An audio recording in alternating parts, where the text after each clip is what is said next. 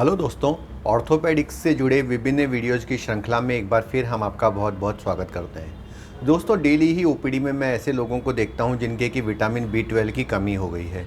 Vitamin B 12 की कमी से जो ग्रसित लोग होते हैं दोस्तों, वो डेली मुझे ओपीडी में काफ़ी मात्रा में दिखाने आते हैं। वो सभी जानना चाहते हैं कि विटामिन बी 12 की कमी से क्या सिम्टम्स होते हैं, क्या प्रॉब्लम्स होती है। अगर आपको भी विटामिन बी 12 के बारे में जानना है तो इस वीडियो को शुरू से लास्ट तक पूरा देखिए और आपको विटामिन बी 12 के बारे में सभी जानकारी मिल जाएगी।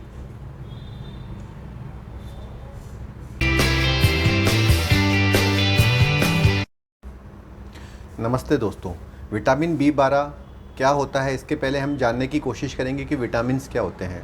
हमारे खाने में जो प्रमुख जो पदार्थ होते हैं जिन्हें हम लेते हैं वो होते हैं कार्बोहाइड्रेट, प्रोटीन और फैट।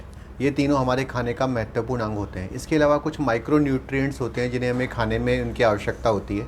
कुछ हमारे शरीर में बनते हैं, कुछ हम उन्हें खाने में लेते हैं जिन्हें विटामिन्स कहते हैं। वो एक तरह के एसोसिएट्स का काम करते हैं, यानी जो भी हम खाना खाते हैं उसे पचाने का या किसी भी काम में एक एंजाइम वाली भूमिका को अदा करते हैं। तो विटामिन्स का होना हमारे खाने में इसलिए ज़रूरी होता है क्योंकि जो हम खाने के जो महत्वपूर्ण अंग हैं कार्बोहाइड्रेट, प्रोटीन और फैट, इनको डाइजेस्ट करने में और इनसे उपयोगी एनर्जी लेने में या कुछ भी इनसे जो शरीर को कुछ बनाना है तो उसको बनाने में विटामिन्स की महत्वपूर्ण भूमिका होती है। आप उन्हें बॉडी में उनका काम इंजीनियर्स की तरह समझ सकते हैं जो कि हमें समय समय पे जो भी वास्तविक जो चीज़ें शरीर को चाहिए वो बनाने में हेल्प करते हैं। वैसे तो शरीर में काफ़ी सारे विटामिन्स की ज़रूरत होती है, लेकिन अगर मोटे तौर पे देखा जाए तो दो तरह के विटामिन्स को हम बांट सकते हैं। एक है फैट सोल्यूबल विटामिन और एक है water soluble vitamin. Fat soluble vitamins होते हैं विटामिन ए, डी, ई और के, जिसमें से विटामिन ए और डी बहुत महत्वपूर्ण है। विटामिन ए अपनी आई के विज़न के लिए इम्पोर्टेंट है और विटामिन डी कैल्शियम के लिए इम्पोर्टेंट है, जिसके बारे में हम पहले भी वीडियोस बना चुके हैं। जो फैट सोल्यूबल विटामिन्स हैं दोस्तों, वो होते हैं, उनकी खास बात ये होती है कि उन्हें आप बहुत ज़्यादा मात्रा में नहीं ले सकते क्योंकि वो लीवर में जमा हो जाते हैं और उसका नुकसान हो सकता है। तो अगर आप विटामिन ए, डी, ई या के लेते हैं तो आप ध्यान रखिए कि उन्हें कुछ समय बाद आपको बंद कर देना है। अगर आप लगातार लेते रहते हैं तो आपकी बॉडी में साइड इफ़ेक्ट हो सकते हैं। दूसरे विटामिन्स होते हैं वाटर सोल्यूबल विटामिन, जैसे बी कॉम्प्लेक्स। बी कॉम्प्लेक्स में हर vitamin B 1, B 2, B 3, B 6 और बी 5 और बी 12, इस तरह के बी कॉम्प्लेक्स विटामिन्स होते हैं जिनकी सबकी अपनी अपनी उपयोगिता है। आजकल देखा जा रहा है दोस्तों कि ज़्यादातर लोगों में विटामिन डी और बी 12 की कमी हो जाती है और इस कमी से कुछ सिम्टम्स आते हैं। ये सिम्टम्स इतने साधारण होते हैं कि हम पहचान ही नहीं पाते कि ये विटामिन की कमी है या हमारा नेचर ही है। फॉर एग्ज़ाम्पल, अगर विटामिन बी 12 की कमी हो जाती है तो इंसान को थकान लगती है, काम करने में मन नहीं लगता, उसके हाथों में कई बार कांपने या कंपन जैसी सिचुएशन हो जाती है, हमेशा उसे सुस्ती सी छाई रहती है, हाथ पैरों में जगह जगह कभी हाथ में कभी पैर में दर्द होता है। जब वो चलता है तो उसे ऐसा लगता है जैसे पैर सो गया है, सुन्नपन, झंझनाहट या चींटियाँ सी काटती हुई लगती है। तो जब ऐसे सिम्टम्स लेके पेशेंट अपने रिश्तेदारों से डिस्कस करता है तो सब लोग उसको बहुत ही मामूली मान के नज़रअंदाज कर देते हैं। कभी कभी ये लोग डर के मारे कि जब इनको झंझनाहट या सुन्नपन लगता है तो इनको पैरालिसिस का डर हो जाता है और ये डॉक्टर को दिखाने आते हैं। तो डॉक्टर इनको विटामिन बी 12 का लेवल कराने की इनको टेस्ट एडवाइस करते हैं। दोस्तों, विटामिन बी 12 की रेंज इतनी बड़ी है, 100 से लेके 800 तक की, तो हर आदमी इस रेंज में इस प्रकार से आता है कि या तो उसका जो लेवल है वो 100, 200, 300 तक रहता है।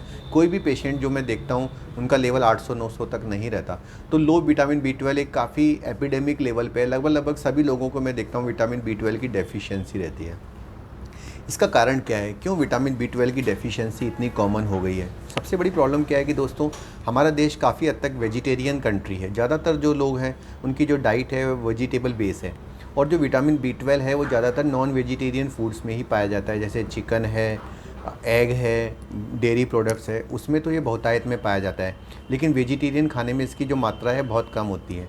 जब मैं गुजरात में था तो वहाँ पर मेरे पास बी 12 डेफिशिएंसी के बहुत पेशेंट आते थे क्योंकि काफ़ी लोग वहाँ पर वेजिटेरियन हैं। राजस्थान में भी बी 12 की डेफिशिएंसी काफ़ी कॉमन है। थोड़ी मात्रा में ये हमारी बॉडी में भी बनता है, लेकिन जिस तरह का खाना हम खाते हैं, पेस्टिसाइड्स हमारे डाइट में होती है, तो जो हमारे बॉडी के कमेंसल बैक्टीरियाज़ हैं वो उसकी वजह से मर जाते हैं और हमारी बॉडी में बी 12 नहीं बन पाता। और अगर हम वेजिटेरियन हैं तो हमें ऊपर से भी खाने में नहीं मिल पाता, तो बी 12 की कमी हो जाती है। बी 12 को जो हमारी मेडिकल की भाषा में मेथिल कोबालामीन या साइनोकोबालामीन कहा जाता है। इसका मेन काम होता है जो हमारी नर्व्स होती हैं, जो सेंसेशंस ले जाती हैं, उनके चारों तरफ की केबल बनाना। आपने देखा होगा कि जैसे करंट की तार होती है, उसके चारों तरफ प्लास्टिक की केबल होती है ताकि करंट ना लगे। इसी प्रकार का जो लेमिनेशन है वो विटामिन B12 करता है, और ये माइलिन शीथ जो होती है नर्व्स की, उसको बनाता है। इसकी वजह से नर्व्स अच्छी तरह फंक्शन कर पाती है। तो जैसे कि आप समझ सकते हैं, अगर आप विटामिन B12 नहीं लेंगे तो सबसे बड़ा प्रॉब्लम जो होता है वो ब्रेन और नर्वस सिस्टम का होता है। आपके हाथ में कंपन रह सकता है, आपको थकान रह सकती है, ब्रेन के स्लो फंक्शन होने से आपके सोचने समझने में स्लोनेस आ सकती है, या फिर आपको झंझनाहट या सुई चुभने जैसा लग सकता है। दूसरा, विटामिन B12 जो होता है दोस्तों, वो एनीमिया के लिए भी जिम्मेदार होता है। अगर हमारे जो रेड ब्लड सेल्स हैं जो शरीर में सब जगह ऑक्सीजन ले जाती हैं, उसका काम भी B12 उसमें इम्पोर्टेंट पार्ट अदा करता है। और अगर विटामिन B12 की कमी हो तो मेगालोब्लास्टिक एनीमिया हो सकता है। उस एनीमिया की वजह से भी थकान, चिड़चिड़ापन, सुस्ती रहना, काम में मन नहीं लगना, इस प्रकार से हो सकता है। तो क्या आप लोगों की भी विटामिन B12 कम आया है? अगर है तो घबराने की बिल्कुल बात नहीं है।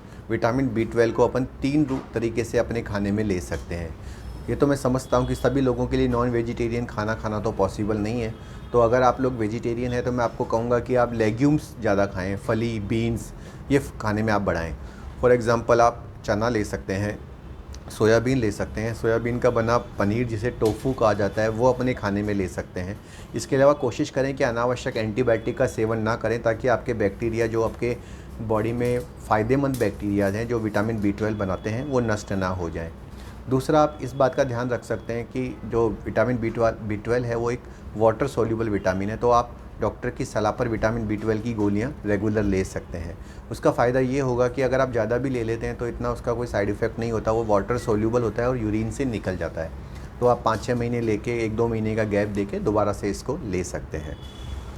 इसके अलावा जो तीसरा फॉर्म है वो इंजेक्शन की फॉर्म में विटामिन B12 है। अगर आपके बहुत ज़्यादा डेफिशिएंसी हो जाती है और आपके बहुत तेज़ सिम्टम्स आ रहे हैं, झंझनाहट आ रही है, बहुत थकान हो रही है या सुइयाँ चुभनी सी लग रही है, तो डॉक्टर आपको विटामिन B12 के इंजेक्शंस की भी सलाह दे सकते हैं। 10 इंजेक्शंस होते हैं जो इंट्रामस्कुलर आपको लगाने होते हैं। वो आपको किसी एक्सपर्ट डॉक्टर की सलाह पे और स्टेराइल करी से लगाना चाहिए, वरना इंजेक्शन से साइड इफ़ेक्ट हो सकते हैं। आजकल काफ़ी सारी कंपनियों ने नेजल स्प्रे भी लॉन्च किए हैं दोस्तों, जो बहुत ही एडवांस तरीका है, जिसमें कि आप नाक में, जैसे विक्स इन्हेलर होता है उसी प्रकार का स्प्रे आता है, तो उस स्प्रे को आप नाक में करके उसके द्वारा भी विटामिन B12 ले सकते हैं। अगर आपको भी विटामिन B12 के बारे में कोई और जानकारी चाहिए जो कि आपको नहीं मिल पा रही है या आप डॉक्टर से डिस्कस करना चाहते हैं, तो आप ऑनलाइन कंसल्टेशन देकर हमसे इसके बारे में अपना परामर्श ले सकते हैं, जिसके लिए डॉक्टर के परामर्श का जो शुल्क है वो निश्चित शुल्क रखा जाता है, और उसको देकर आप डॉक्टर से दवाइयाँ मंगा सकते हैं। अगर आपके शहर में B12 की स्प्रे अवेलेबल नहीं है तो आप हमसे मंगवा सकते हैं, जिससे कि जो B12 का लेवल है वह कुछ ही समय में आपका नॉर्मल हो जाएगा। दोस्तों, इसके अतिरिक्त मैं आपको ये भी सलाह दूंगा कि समय समय पर हर 6 महीने में से 12 महीने में अपनी विटामिन D और B12 की जांच भी कराते रहें। खासकर जो डायबिटीज़ के लोग हैं और जो मेटफॉर्मिन की गोली लेते हैं, उनके अंदर B12 की कमी होने के चांसेस बहुत हाई रहते हैं। तो क्योंकि मेटफॉर्मिन गोली B12 का एब्जॉर्प्शन रोक सकती है, तो अगर आप डायबिटिक पेशेंट हैं तो आपको तो बिल्कुल रेगुलर विटामिन B12 का सेवन करना ही चाहिए। तो दोस्तों, ये थी संक्षिप्त में जानकारी विटामिन B12 के बारे में। आपको ये जानकारी कैसी लगी? क्या आपके भी इसके अतिरिक्त कोई सवाल है तो आप हमें नीचे लिखे गए नंबरों पर डॉक्टर से कंसल्टेशन ले सकते हैं निर्धारित शुल्क देके। धन्यवाद दोस्तों।